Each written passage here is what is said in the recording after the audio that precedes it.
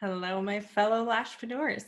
You didn't get into business ownership because you're super tech savvy and a total HTML coding nerd, did you? So, where does a Lashpreneur like yourself start when it comes to turning your website into a client converting machine? Stay tuned to find out. Welcome to episode 13 of Lessons of a Lashpreneur. My name is Tara Walsh. I am a licensed esthetician, master lash artist, and a business coach, consultant, and marketing strategist for lash artists just like you. I coach lash artists from all over the world on how to start, build, and grow a thriving lash business on their own terms. And this is the show where you will learn the lessons of Lashpreneur. If something connects with you today, I'd love it for you to like, share, comment, or subscribe. And if you know of another lash artist or two who should hear this, please feel free to share or tag them. So today we are talking about websites.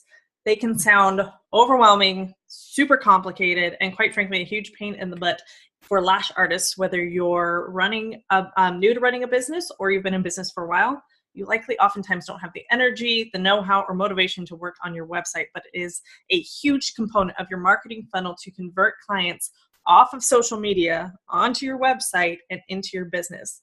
And your website will be huge in making sure that you are not being based on your price as why someone should choose you as a lash artist. So what if I told you that creating a website could be super simple, even for those of you who are self-proclaimed non-techies? Right? It doesn't have to be where you only can hire a web designer or a web developer in order to have a really awesome website. It could be as easy as you setting it up and maintaining it. And I'll tell you the solution I have to make your website creation super, super easy, but you got to stay tuned for the end for that. So let's talk about the top 3 priorities that you need to have for your Lash Biz website in order for it to start working for you and not be something that you keep putting off and it just collects dust and becomes outdated and old. All right, so the first priority is creating a website that just as much attracts the right type of client as it does repelling the wrong type of client.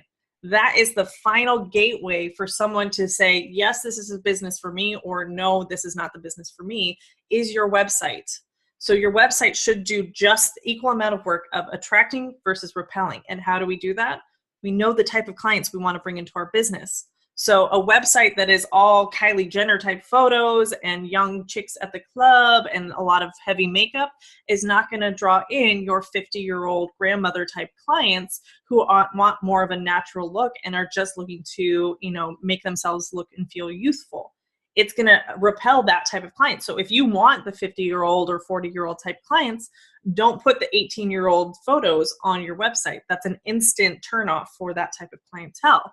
So if we're building our website to look like the type of client that we want to draw in, it'll start attracting that type of clientele rather than repelling them away. We want to build our websites in order to attract the clients and not what we think would be cool. So if you're in your 20s, but your ideal type of client is in their 40s, don't build an entire website around what you think is cool, what you think is trendy, what you think is high fashion or hip. Think about the type of client that is coming to your website and would your ideal type of client be drawn to that website? You have to give her a reason to care, which means that you're using language that she would be drawn to. So it's oftentimes asking your current clientele, the ones that you really love and you want more of, what would they be drawn to on a website? What imagery, what words, instead of saying volume fans, maybe they use words like, I want more density. Maybe instead of fluffy, they say, I actually want more of an eyeliner look. Using the words that your clients would understand and that your clients relate to is the way that you start to attract those types of clients rather than making it super technical. All right, moving on to the second priority for your Lash Biz website is the user experience. And the number one tip I will tell you that you have to do every single time that you are working on your website is make sure that it is optimized for mobile. Okay, not only for Google search purposes, because Google will not show you pretty much if you are not optimized for mobile. So most website platforms that you're working on will allow you to view your website on mobile to make sure that the layout is the same, that nothing's cut off, or that you have to kind of scroll back and forth or zoom in and out. You always, always, always have to make sure that your website is mobile friendly, because 80 to 90% of people are looking on are surfing the internet on their phones, especially for services, and especially if they're coming from social media, which is all on our phones.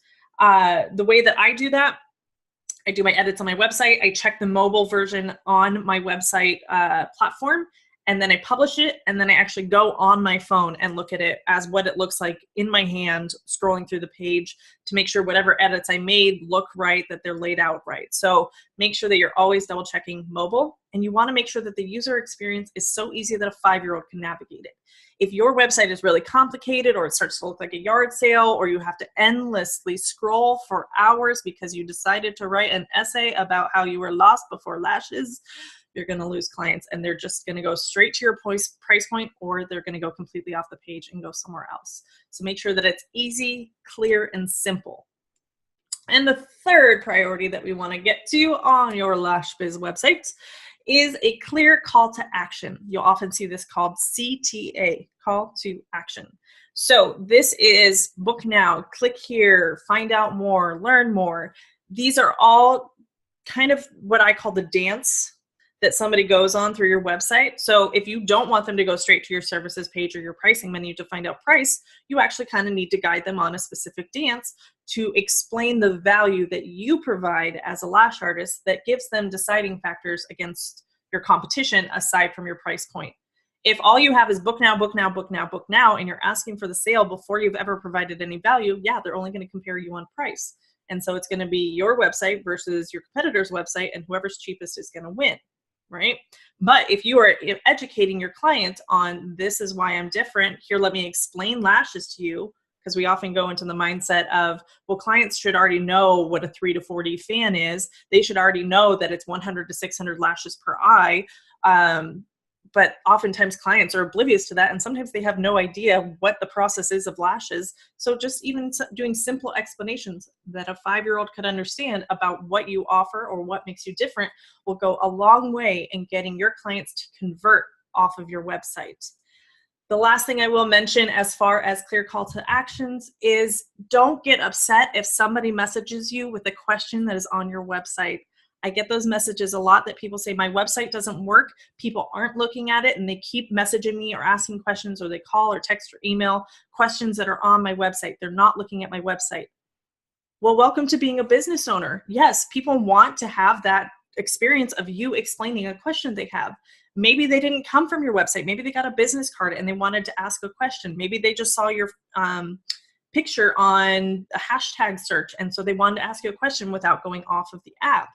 It's okay for you to answer questions about your business, even though it's already on your website. The simple way to do it is to say, you can find all these answers at this link and share the link with them, but I'm happy to answer any questions that you have, because then you are setting the precedence that if they for some reason didn't know that this was available on the website, you are directing them to go find out and do their research. But you're also saying, I'm willing to help you. It's part of your customer support. If you get really irritated that people are asking you questions that are already on your website, that's on you, because you are not doing the right job of presenting that information in a clear way where they can easily find it. So they're coming to you specifically trying to get their answer quickly, right? Everybody wants that instant gratification. Clients are the same way. If they want a question they want to answer now and they think messaging you is the way to do it, if you're so busy and crazy hectic in your life that that's irritating you, that a potential paying customer wants more information, you need to have a little reality check as to why you're in business, because that is somebody who can be a paying client, and you're already getting kind of irritated that how dare they ask you a question about your business. So to wrap up and talk about the top 3 priorities you need for your Lash Biz website is creating a website that both attracts your ideal client type and repels the wrong types of clients.